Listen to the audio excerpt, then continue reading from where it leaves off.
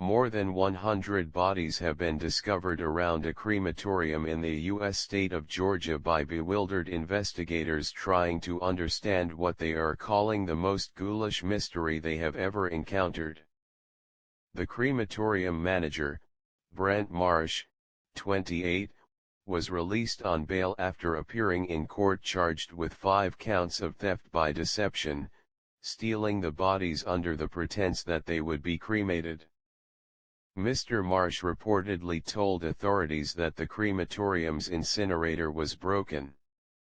However, many of the remains dated back at least 3 years and, on some estimates, several could have been there for more than 10 years. Officers fear the body count might run into thousands.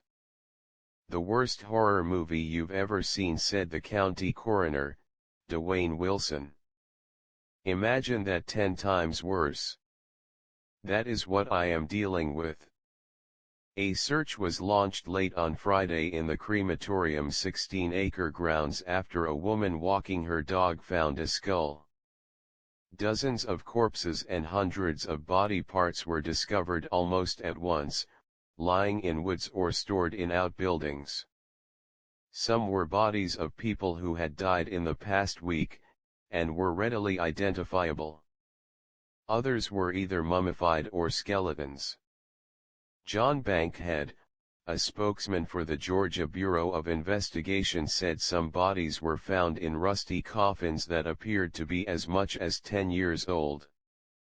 At one time they apparently were buried in the ground in some other cemetery and were dug up and taken to the crematory, Mr. Bankhead said. "We don't know why that is."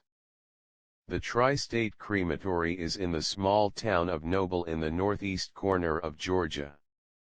It also serves parts of Alabama and Tennessee, notably the large city of Chattanooga. Dozens of funeral homes in the area use it. The Marsh family has owned the business for decades, and Brent Marsh took charge in 1996 when his father, Ray, became ill. The family was respected in the area, and Brent's mother, Clara, a teacher for more than 30 years, was once voted Walker County's Citizen of the Year. Ray and Clara Marsh still live in a house in the grounds of the crematory. Brent Marsh is treasurer of his local Baptist church, attends Bible class regularly, and is a member of the County Board of Family Service.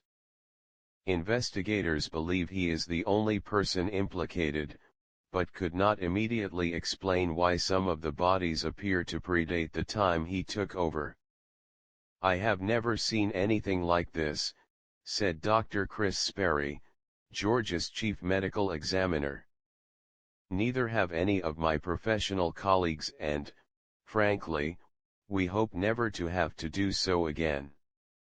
Shocked relatives were yesterday having urns examined to see if the contents were the remains of their loved ones or, as officials now believe, just wood ash. Lisa Cash, who thought her mother's ashes were on a table in her living room, said, "I've got someone in an urn, or something. I don't know what." Others were less phlegmatic. "I'd just like to get hold of the guy," said Marshall Wilson, whose brother was supposedly cremated. Tim Mason's father was the first to be identified. "I mean, I can see getting a few days behind," Mr. Mason said. "But months? Years? I just can't imagine anyone doing that." His wife, Neva, said, "I don't know which is worse, him dying or this."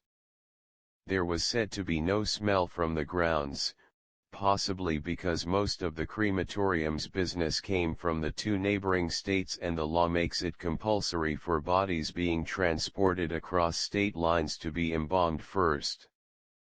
A state of emergency was declared for the area, as officials began excavation work that they estimate could last weeks or months. They fear many more bodies could be at the bottom of a nearby lake. Officials have set up a morgue at the site, believing it could finally yield several hundred bodies. Mr. Bank had described seeing boxes around the grounds, lying on piles of junk, with bodies inside them. Close by were body parts strewn around, a skull to your right, a leg bone to your left, a rib cage not too many feet away, he said. Callers to the crematorium yesterday were met with a terse message: please refer any calls to the Walker County Sheriff's Department. The case comes a few months after a funeral company in Florida was accused of digging up bodies and dumping them in nearby woods to make room for new burials.